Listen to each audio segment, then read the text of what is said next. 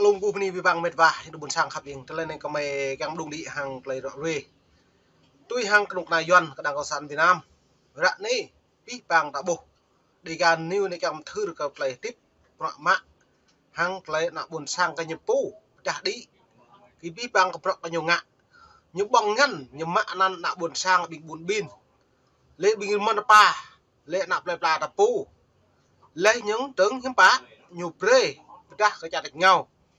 lấy cứng ta hấp chai nhau chất độc mây cam nhu bong mà nhu lệ lại chữ về đây nhớ cái này cái nắp tap vừa có mí lại bốm vừa mí nè pray lần là kéo tàu nó nè mí la bính pray kéo nó bạc nuôi lấy trong lấy chất độc mây cam này này mí rim thốt như vậy sam bạc này như vậy cái nào buồn sang đó mà bù bù ốiอย่างthế giờ nó lại này cái nào con sản Việt Nam nó bự cái nhu ngã lấy trong nhiệt thâu nhu ngạ bùi dưỡng cái phiền u nhu cưng cái dạ đáng có nhiều túi bằng cao đút lệ từng mệt vả nó lại này mày bread ấy mự sắp lại là buồn sang cái nhu rọa vi hàng lại tiếp cái nhu lệ tập pol cái nhu mà vợ nhôm plư cái này chỉ chăn chơi bê ta chỉ đẹp này nhôm plư bí bằng như vậy nó tao thì thâu vừa ta cất lại ta chính là về là đút nhu dạ cọ nhu nào sang như chi những châu group lệ tương như nếu có hội mi có hội ti có hội này đã biết bằng lệ thì vừa đã nạ buồn sang mong ta nhà ta gà đã một hậu phí bong ô như lệ vừa nó nên bị nhu càng tạo điều kiện bre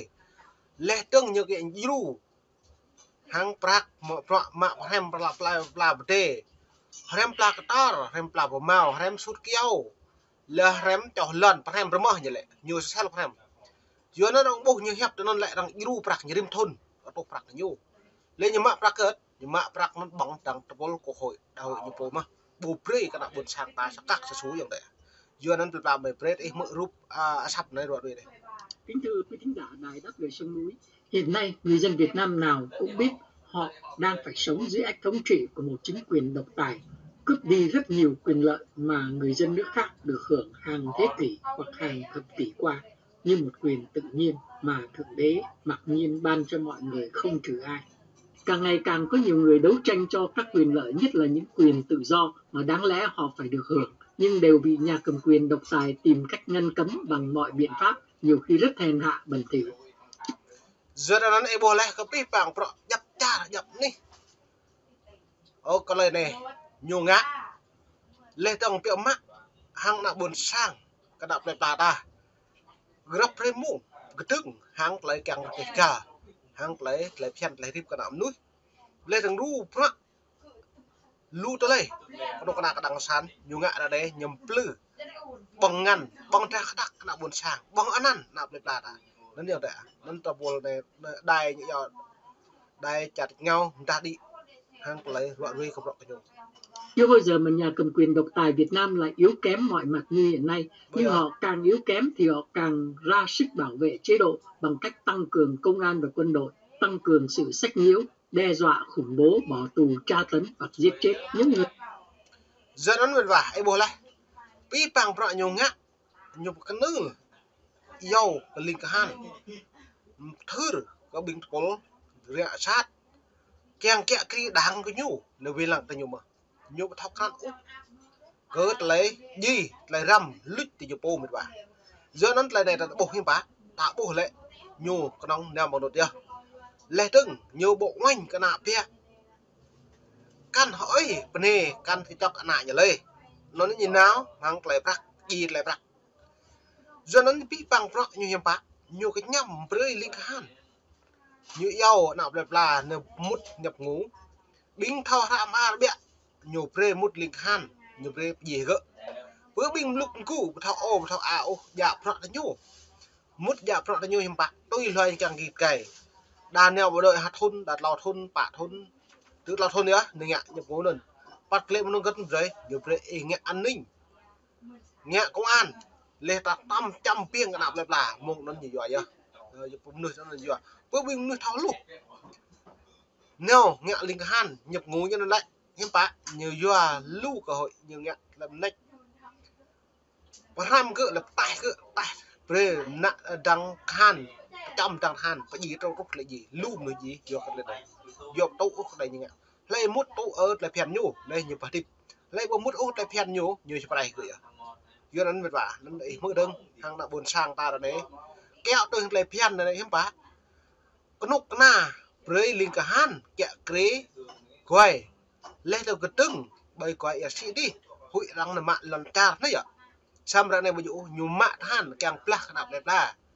nhiều mạng nạp đẹp là nghe han càng prai mị mà prai cái nông doai cái bù dây nạp phía cái bù dây một nạp cái bù nhớ như ngạ cái bưởi bữa ta em bưng ngạ một đàng nhiều tại bố một đàng nhiều gì đó là nếu dùng để mượn đấng lại phép và gì đây này Người đấu tranh, nhiều người chỉ phát biểu trên Facebook cá nhân của họ hoặc thăm cái bộ mà giờ đến đoạn này lùm nuôi giờ Facebook lên đăng chia sẻ thông tin hàng lấy Sydney mạ bọ tập năng như sĩ lần tập năng như bằng lần cái nạp lại là tập năng bằng phần anh nhố thăm nhúng lê cô lần làm lại là nhưng bác nhô mạ cứ lại thu hay điện thoại tập năng lúc nếu sẽ cứ tập năng lúc lấy gì là mệt vả em mức cất lấy phép rồi về đây ra biểu tình để phản đối những hành động hay luật lệ sai trái hoặc không hợp lý của nhà cầm quyền thì đã bị kết án là chống chế độ âm mưu lật đổ chính quyền. Bởi giờ nó nạp lại là buồn sang lăng loại như ngạo bữa dụ lê tông út cao keng một lại ngay hàng lại tương tự hàng lại kê cả lại phèn nắm nuôi xăm hiếm bạc nhô lệ lại bình nhô lại như lệ nạp buồn sang cự và cái tưng trong chế độ nhô lê tông như chấm mạng cứ lê tông trục làm gì à nó nhiều để mở đừng. Vì thế, nhiều người dân không biết phải làm gì để bảo vệ những quyền đã bị chế độ cướp mất, hầu được sống thoải mái, tự do, không sợ hãi như bao nhiêu người dân khác trên thế giới. Thế bởi giờ nó nạp lại rạ này bộ thâu hiếm bạ lại chụp chinh kèng còn một lần ngay lên trong hàng lại đập nàng tôi sẽ hàng chặt rằng nó nên lần chặt Việt Nam nuôi người dân thường Việt Nam hạ này hiếm bạ lại của mình tuy mà tôi của mình với đại bậc tương nhớ lại ý tôi mang chặt Việt Nam ý kèng bậc tương kèng nhiệt học đi lấy thương